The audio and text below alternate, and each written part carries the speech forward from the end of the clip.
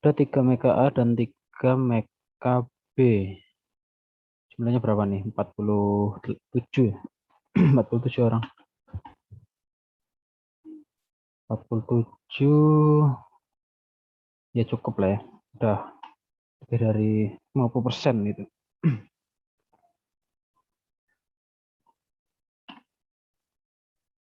Oke, kita mulai saja.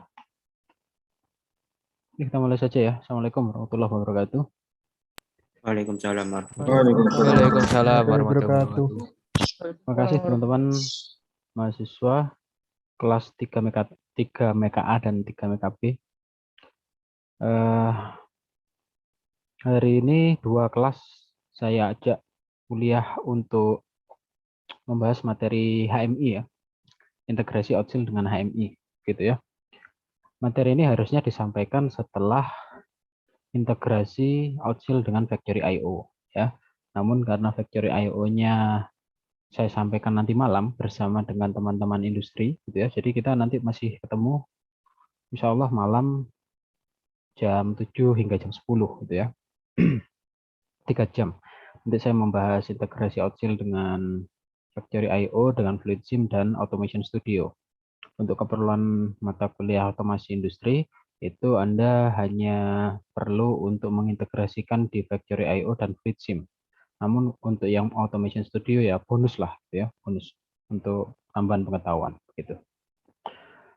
Nah, materi ini yang akan saya jelaskan ini HMI gitu ya, itu lebih bersifat apa namanya, menampilkan data-data dan membuat tampilan gitu ya, membuat tampilan. Kita mau ngontrol PLC atau membaca data PLC itu bisa kita lakukan gitu ya. Oke, coba saya share screen. Ini caranya mudah gitu ya, namun tutorialnya atau langkah-langkahnya panjang ya, panjang. Pertama, yang mau mengikuti silakan dibuka Proteus gitu ya. Silakan dibuka Proteus, kemudian dibuka Outsil Studio-nya. Kita perlu 4 komponen ya teman-teman ya. Yang pertama software Proteus, yang kedua software Outsil, yang ketiga NB Designer ya. NB Designer ini software pendesain HMI miliknya Omron ya. Jadi HMI itu adalah Human Machine Interface ya. Human Machine Interface. Jadi kalau saya ketik ya, kalau saya ketik Human Machine Interface gitu ya, itu macam-macam seperti ini bentuknya. Nah, seperti ini. Jadi ada yang layar touchscreen, ada yang pakai tombol gitu ya. Satu layar kotak seperti itu, ada yang bersifat touchscreen, ada yang pakai tombol, ada tombol-tombol di kirinya, di kanannya, di atasnya seperti itu ya. Yang intinya adalah melakukan tatap muka mesin dengan manusia. Artinya kita bisa berinteraksi dengan mesin menggunakan layar ini. Memberikan set point, membaca grafik, membaca data, seperti itu. Ya. Nah, juga bisa menggunakan PC kita. Ya, PC kita jika kita jadikan HMI untuk membaca PLC, untuk memerintahkan PLC itu bisa. Jadi dalam hal ini PC kita ini sebagai runtime ya. Runtime. Gitu ya. Runtime. Kita bisa menjadikan tablet kita, HP kita, PC kita, mini PC kita sebagai HMI itu bisa gitu ya, bisa dilakukan. Oke. Nah, masing-masing brand, masing-masing merek seperti Siemens, Siemens, Schneider, Mitsubishi, Omron gitu ya, itu punya PLC sendiri-sendiri, punya HMI sendiri-sendiri ya. Contohnya adalah punyanya Siemens misalkan ya. Siemens ini punya series TP series ya, touch panel series, kemudian ada MP multi panel gitu ya. Nah, jenisnya seperti ini bentuknya. Ada lagi yang punyanya Schneider, ini majelis ya, majelis seriesnya namanya majelis touch gitu ya, seperti ini. Nah, dia bentuknya seperti ini.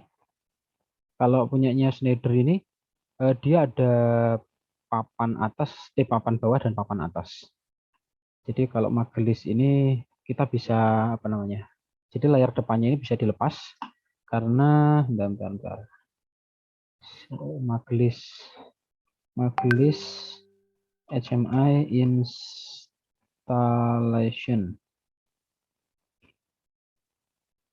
Nah, ini ya. Jadi mana. Jadi dia bisa dilepas seperti ini. Jadi layar depannya ini bisa dilepas, kemudian layar belakang atau layar bawahnya ini di dalamnya panel, kemudian yang layar depannya di depannya panel, gitu ya. Kan ada pintu ya. Jadi pintu itu nanti pintu panel itu menjadi apa namanya? Tengah-tengahnya ini, gitu ya. Yang bagian ini ada di dalam, yang bagian layarnya ada di depan, gitu ya. Dan ini, lebih ini. Jadi kita nggak perlu melubangi panel itu dengan bentuk kotak, nggak perlu. Cukup pakai apa namanya itu?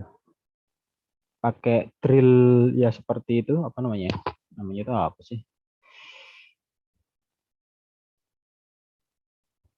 Lupa saya. Mata bor yang lingkaran seperti ini ya, menyesuaikan diameternya hanya seperti diameternya pilot lamp ya.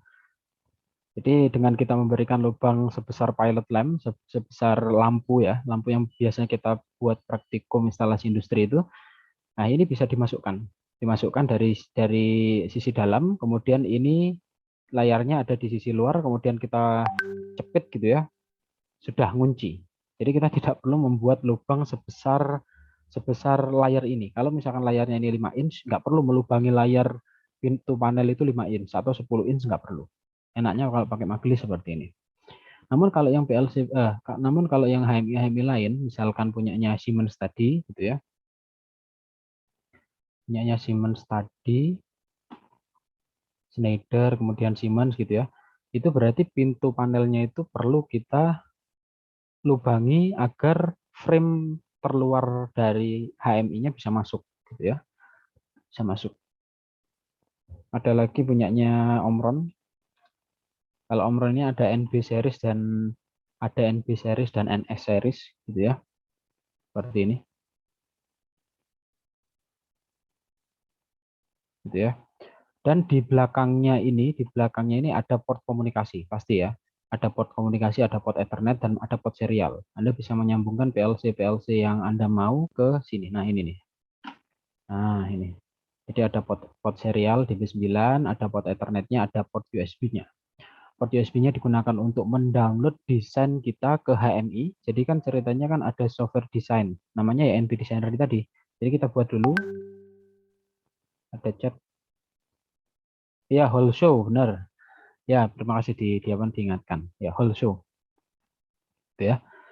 Jadi kita bikin ini dulu ya, teman-teman ya. Bikin desain gitu. Nah, seperti ini misalkan. Bikin desain gambar tangki, gambar pipa, gambar motor, gambar sensor seperti itu. Kalau sudah didesain kemudian didownloadkan.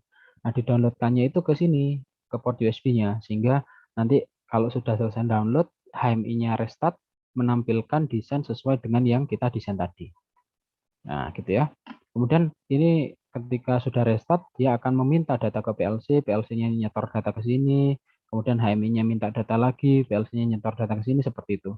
Ya.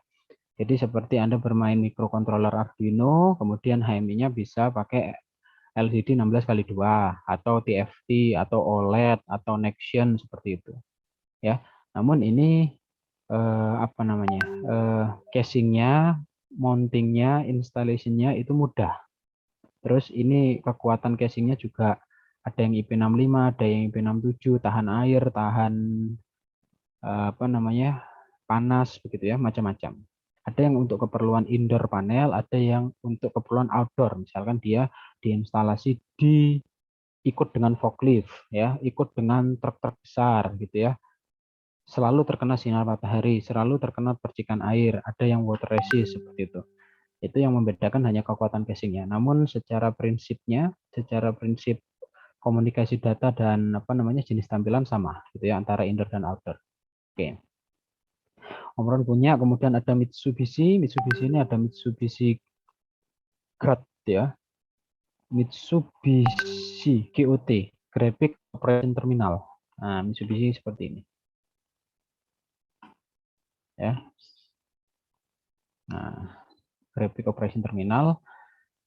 Ada code 1000, ada code 2000. Ya, seriesnya sih gitu ya. Ada apa lagi ya? HMI itu. Keyence, ya. Nah, ada yang Keyence seperti ini. Nah, ada yang berbentuk pendan seperti ini, ada konsol gitu ya.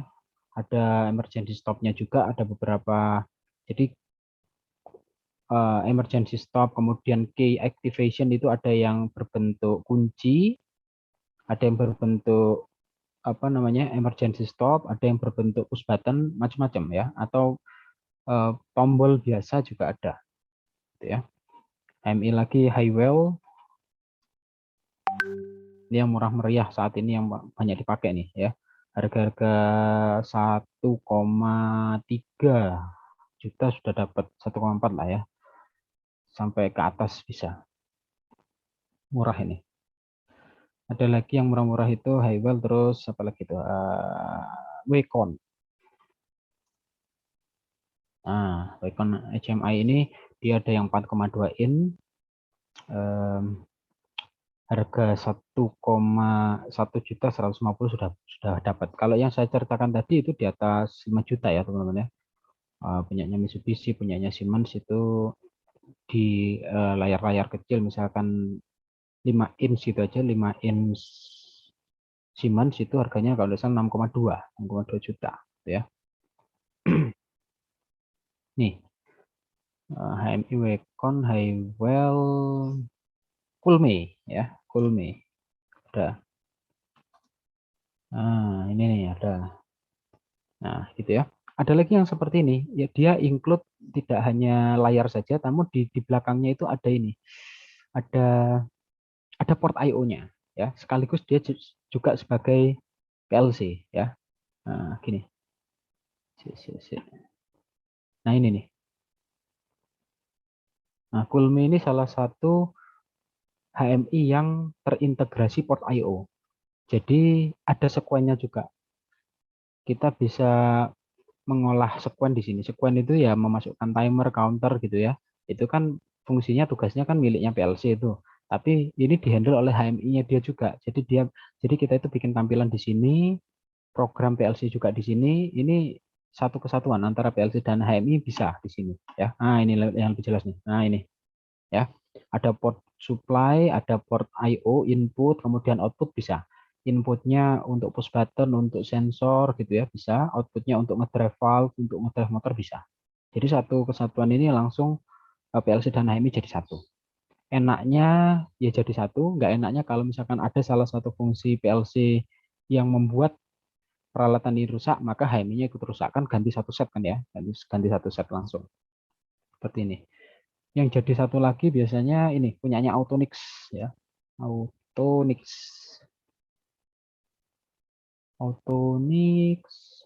LPS berapa ya? LPS 007 kalau salah. Saya hampir pernah mencoba semuanya. Oh, Autonix belum. Kalau LPS 007 tok ya macam-macam munculnya. Nah, gini nih. Yang ada port I/O belakangnya yang lebih jelas mana ya? Ya ini sama lah ya. Intinya ada terminal screw-nya di apa namanya di belakangnya gitu ya. HMI PLC I/O. Nah, jadi satu. Gitu. Oke. Oke, sekarang kembali ke pembahasan. Jadi kita perlu 4 software yaitu Proteus. Proteus ini sebagai pengganti Arduino atau microcontroller atau PLC kita ya. Kita kan sepakatnya itu memakai virtual dulu gitu ya. Sehingga saya memerlukan sketch yang pernah saya bagikan, sketch Proteus Project ya. Proteus Project namanya HSC Outsill ya, High Speed Counter Outsill ini. Ini berisi ini Arduino Nano yang sudah saya sesuaikan input outputnya. Nah ini Sudah saya sesuaikan input outputnya, sehingga nanti pada saat kita memanggil file hex dari compilernya Outsil bisa disimulasikan di sini. Ya, contohnya kan ini sudah dibuka Proteus project-nya, kemudian Outsil-nya juga disiapkan, ya, Outsil-nya juga sudah disiapkan. Pilih Outsil itu jenis yang nano V5 misalkan ya, nano V5, dan bikin program sederhana misalkan normally open ke coil ya, normally open ke out. Misalkan saya mengakses S1 ya teman-teman ya, S1 jika ditekan maka menghidupkan R5 misalnya. Nah, klik tes. Dengan kita mengklik tes ini maka kita memeriksa program kita itu sudah benar atau belum ya. Jika tidak terdapat kesalahan maka Outsil ini sekaligus membuatkan file hex untuk kita yang berlokasi di C user ini, C, kalau di komputer saya ini C user ebu fdata local temporary Outsil kemudian hasil.hex. Namanya hasil ini dia sudah standar namanya hasil.hex. Kemudian klik OK. Kemudian ya tinggal di run saja. Di run. Ya, kalau saya tekan S1, nah R5 akan on. Kalau saya off-kan R1, kalau saya off-kan S1 maka R5 off ya, R5 off. Nah, gitu ya. Karena memang secara program hanya di wiring seperti ini. Dari S1 ke R5. Oke. Gini ya. Oke, ini komponen pertama yang kita perlukan adalah Proteus. Kemudian komponen kedua atau software kedua yaitu Outsil ya. Komponen ketiganya yang kita perlukan teman-teman ya, itu adalah namanya ini, Virtual Serial Port Driver. Virtual Serial Port Driver kalau menggunakan serial port emulator atau driver yang lain boleh ya, tetapi tolong disesuaikan. Jadi virtual serial port driver ini kita itu membuat 2 buah virtual port ya. Jadi kan awalnya itu gini ya, ada physical port, ada virtual port. Physical port ini adalah port yang muncul ketika kita menancapkan Arduino atau microcontroller, karena di dalamnya Arduino atau microcontroller board itu ada USB to TTL ya. USB TTL bisa FTDI, bisa CH340 gitu ya. Kalau ditancapkan dia kan muncul COM berapa gitu ya. Misalkan ini. Anda bisa memeriksanya di device manager begitu ya. Nah, kalau di komputer saya ini COM-nya ini ada COM 3 dan COM 4. Tapi ini miliknya emulator ya, miliknya virtual. Nah, sekarang saya tancapkan Arduino, misalkan ya. Nah, ini saya tancap Arduino nih. Nah, ini muncul USB serial CH340. Ini disebut physical ya, fisik port. Karena portnya memang secara fisik ada gitu ya. Nah, jenis kedua adalah virtual, teman-teman ya. Virtual ini seperti port buatan gitu ya, port buatan yang kita perlukan hanya untuk mensimulasikan komunikasi serial data dari software satu ke software yang lain, tidak pernah keluar dari PC gitu ya, tidak tidak nyata gitu ya, hanya berupa virtual. Nah, di sini virtual com-nya misalkan saya set com satunya misalkan com 2, terus kemudian com keduanya saya set com 5, kemudian add pair ya. Nah, add pair ini akan menambahkan 2 buah COM yang bersifat cross. Jadi kalau saya mengirim data dari COM 2, akan saya terima di COM 5. Dan sebaliknya jika saya mengirim data di COM 5, maka saya terima di COM 2. Biasanya saya ngetes dengan ini, hyperterminal atau serial monitor pakai Arduino itu juga bisa ya. Misalkan HTerm ini akan saya buka 2 kali seperti ini. Yang satunya saya set COM 2, yang satunya COM 5. Baud rate-nya disamakan 9.600 misalkan, kita pakai baud rate berapapun boleh, namun harus disamakan ya.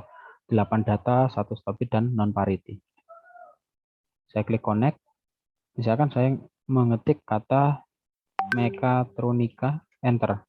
Maka Mechatronica yang saya kirim dari dari COM5 akan diterima oleh COM2 gitu ya. Dan sebaliknya, kalau saya mengetik kata-kata pens di COM2 kemudian saya enter, maka munculnya di COM5. Jadi cross saja. Kita ngirim dari COM5 diterima COM2, kita ngirim dari COM2 diterima COM5. Nah, sifatnya simple seperti itu ya. Nah, jika sudah seperti ini, sudah berfungsi ya COM2 dan COM5. Nah, salah satu COM ini kita gunakan untuk COM2-nya nanti akan di-open, dibuka oleh Proteus, kemudian COM5-nya akan dibuka oleh software NB Designer kita. Jadi NB Designer ini akan kita running ke PC kita, seolah-olah ini akan menjadi HMI virtual untuk kita, gitu ya, yang mengambil data ke kemana? Ke Proteus. Ya, jadi dua software ini akan berkomunikasi. Si HMI Designer meminta datanya S1 gitu ya. S1 kalau ditekan lampu di NB Designer dia akan on gitu ya. Kalau ada push button di NB Designer diklik maka lampu R1 di Proteus akan on. Gambarnya seperti itu. Akan kita crosskan mengirim dari NB Designer ke Proteus dan sebaliknya. Sehingga di sini diperlukan virtual COM, dua buah port komunikasi serial secara virtual yang saling terhubung. Oke, gitu ya. Oke, ini komponen ketiga yang kita perlukan. Virtual serial port driver. Ini ya. Oke. Jadi yang diperlukan Proteus, NB Designer, virtual serial port driver, dan apalagi satunya? Outsil Studio.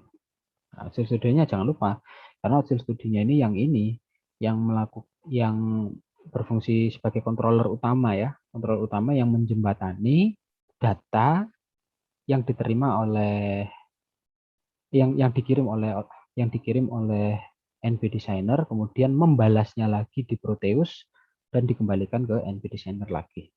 Oke, gitu. Nah, tolong dibuka sketch ini, dibuka Proteus Project ini pernah saya kirimkan di WhatsApp grup 3 Meka A dan 3 Meka B. Saat itu saya save menggunakan versi 8.10 ya. Mana nih?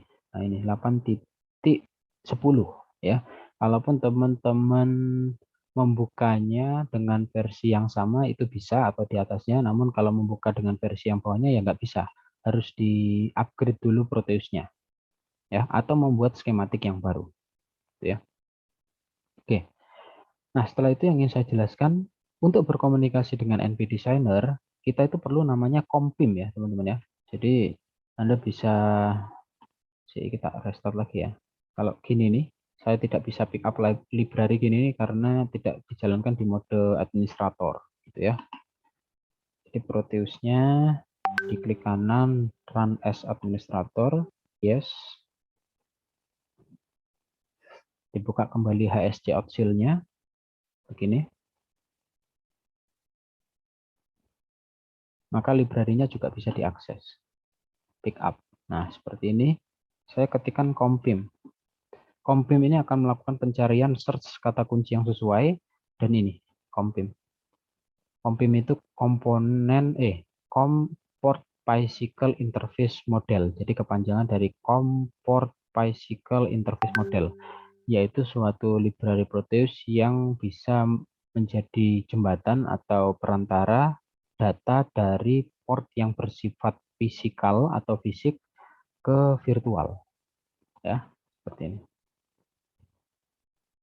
Nah, ini bentuk wiringnya adalah strike lurus. Jadi RxD itu masuk ke Rx-nya Arduino, kemudian TXD juga masuk ke TX-nya Arduino. Di sini kita double klik, ada beberapa pengaturan. Nah, ini menyesuaikan COM port hasil virtual port driver masing-masing.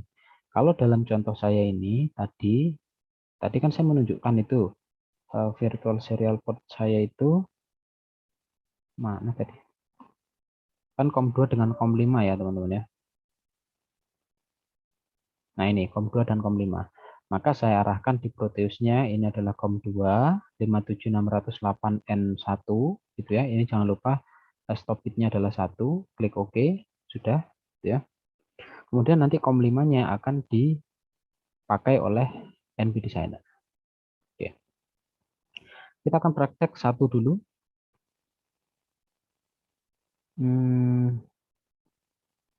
Kita akan praktek satu dulu ini. Jadi saya punya program S1 ke R1. S1-nya ini berarti dari S1-nya Proteus. Mana tadi? Gini ya, S1-nya Proteus.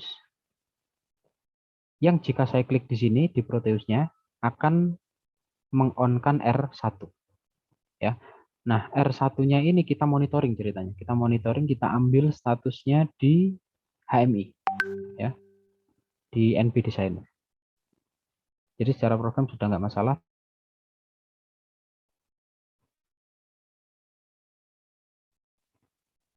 Kita ambil, klik OK, dan berfokus ke NV Designer. NV Designer ini untuk pertama kalinya saya akan file new saja. Gini ya. Membuat project namanya misalkan Outsil 3MA 3MB tanggal 10.08.2021. Gini ya. Outsil 3. Klik OK. Kita akan dapat layar kosong. Hal pertama yang harus dilakukan adalah memilih tipe HMI. Jadi masuk ke PT. PT ini istilah Omron menyebut HMI-nya itu adalah PT, Programmable Terminal namanya. Ya. Kita pilih yang NB10. NB10 ini salah satu tipe HMI yang mempunyai lebar 10 inch. Diklik, tarik ke ruang kosong sebelah kanan. Kita mau memilih modenya mau vertikal atau horizontal. Kita pilih yang horizontal saja, klik OK. Nah, HMI 10 inch, Ethernet, COM1 dan COM2. Oke ya. Kemudian langkah berikutnya adalah menentukan PLC-nya. Nah, di sini kita tidak bisa memilih atau menemukan outsil di sini, karena outsil itu termasuk PLC yang custom, membuat sendiri dari Arduino, begitu ya, dan mempunyai atau terembed protokol Modbus, gitu ya. Nah, protokol Modbus kita bisa menghubungkan outsil itu dengan cara memilih ya, memilih protokol Modbus. Mana ini? Ini Modbus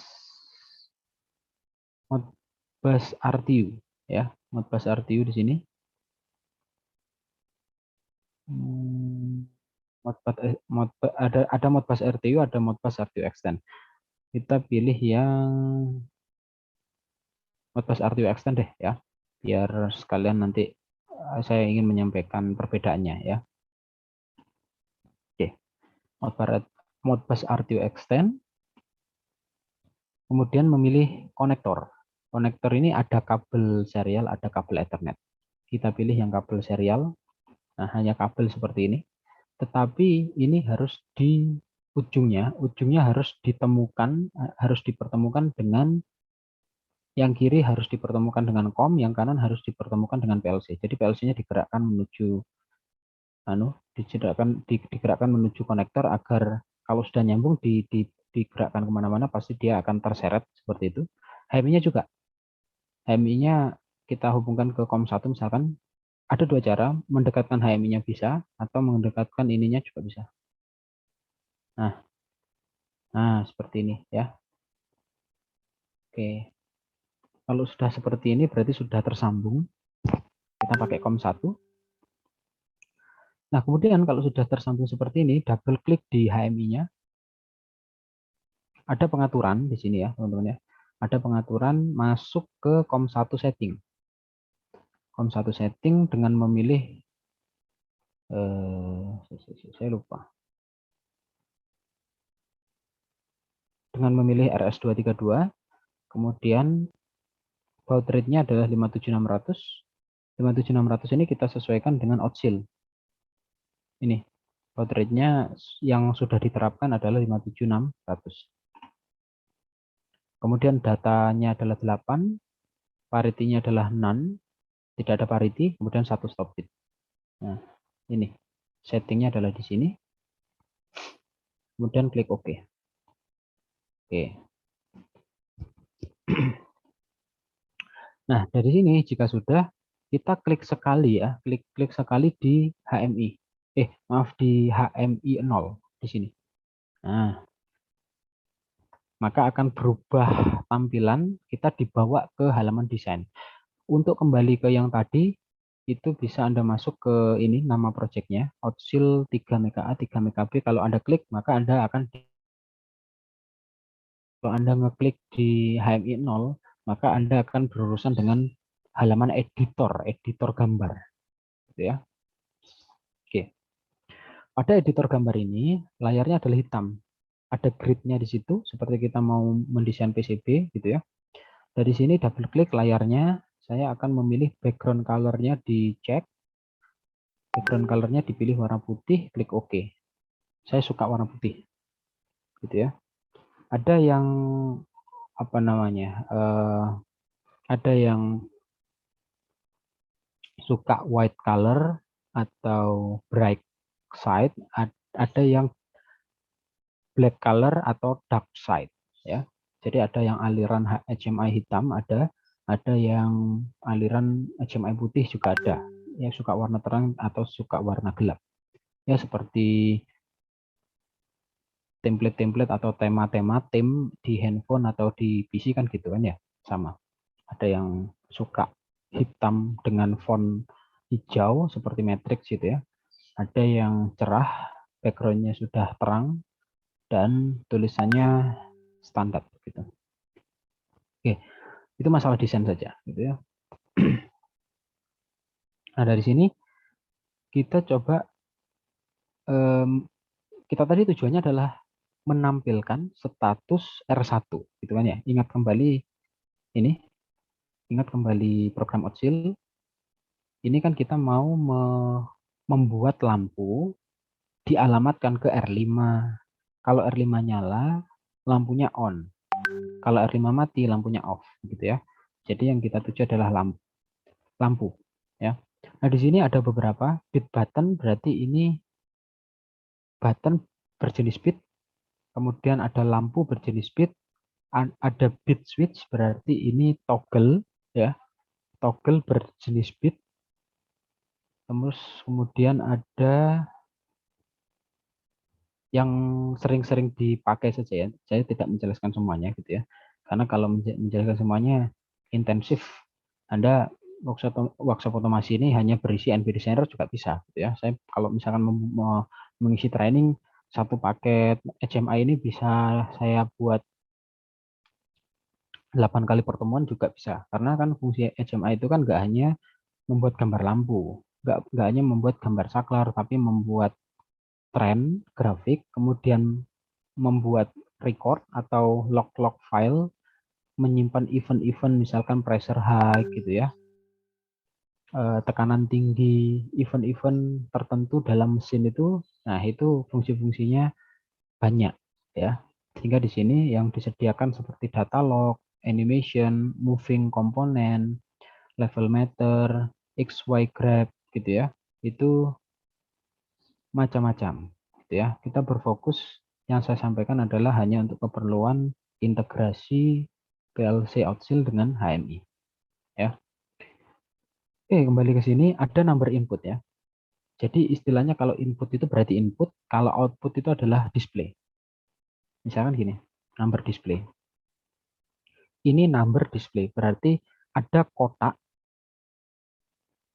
yang ada tampilan kotak yang digunakan untuk menampilkan angka karena ini number ya. Saya klik OK ceritanya. Nah, seperti ini. Ini berarti sudah kita khususkan yang ditampilkan hanya angka dan bertugas untuk menampilkan. Karena ada lagi yang text display. Kalau text display ini berarti dia bertugas sebagai tampilan menampilkan teks. Teks itu bisa huruf, bisa angka, tetapi dianggap teks. Ya, bukan number. Nah, bentuknya sama, Mas. Bentuknya sama, seperti ini. Bentar.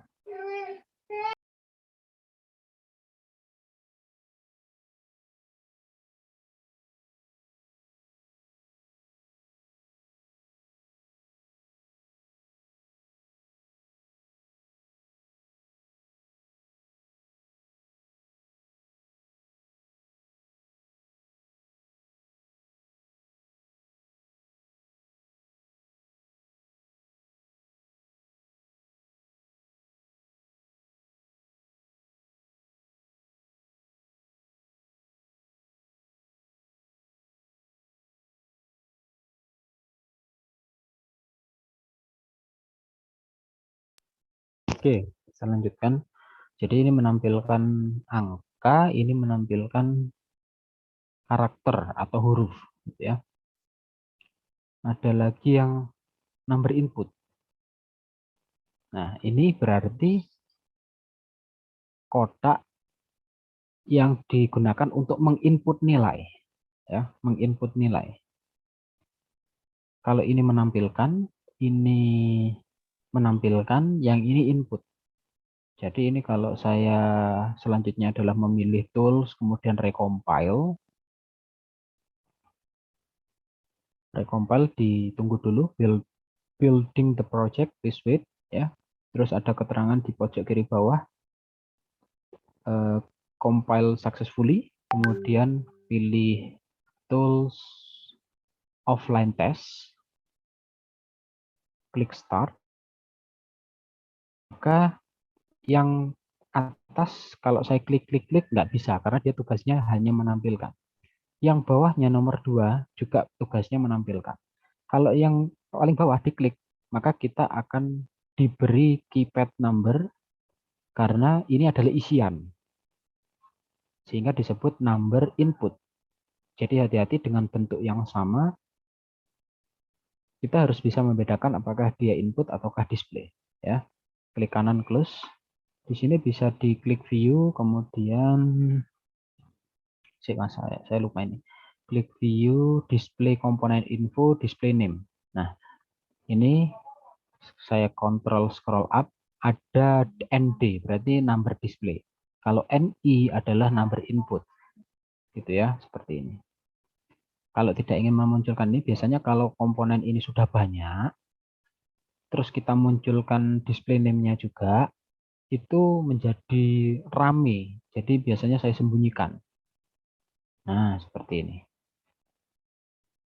Meskipun akhirnya ini bisa kita double klik, ada desain di sini ya, teman-teman ya, ada grafik, kita mau memilih yang tipe bagaimana. Ya. Nah, misalkan gini. Klik OK. Nah, warnanya menjadi seperti ini.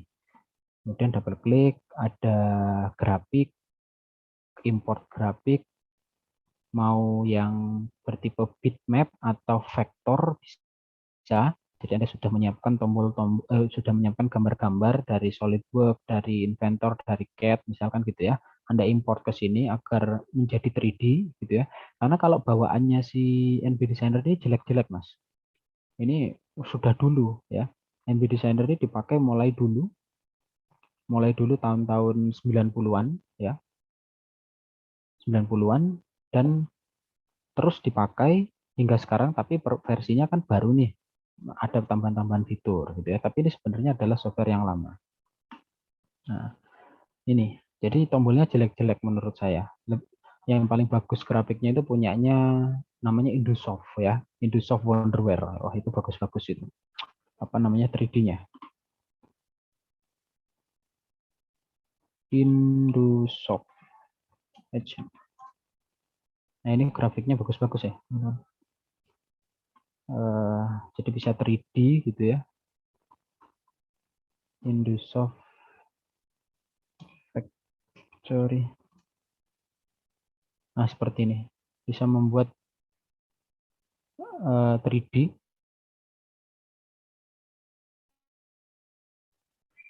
Bisa membuat seperti ini. Background-nya juga bisa diganti. Sangat informatif, ya. Tapi kalau punyanya Omron ini, NB HMI display, misalkan gini ya.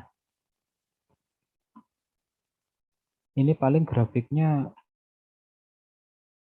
begitu ya. Resolusinya masih 16 bit kalau salah. Kalau yang tadi kan sudah true color, sudah lebih dari 16 bit. Mana ya? Nggak terlalu ada juga.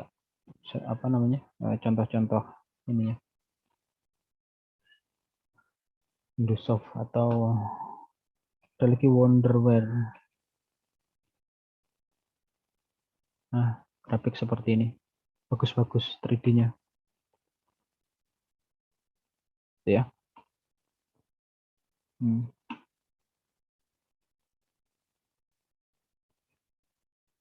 Oke, ini ya. Jadi kalau yang Omron ini masih kasar lah menurut saya gitu ya. Tapi enaknya installernya ini ringan sekali. Jadi kan saya ngejar yang ringan-ringan ceritanya. Yang penting caranya secara fungsionalnya bisa dapat. Nanti urusan grafik bisa di-improve, bisa di-upgrade oleh Anda sendiri. Caranya mengganti grafik nanti saya tunjukkan gitu ya. Cara menggantinya saya bisa, tapi cara gambar grafiknya saya nggak bisa. Saya lemah dalam menggambar, mendesain 3D gitu itu saya nggak bisa. Menggambarnya nggak bisa, tapi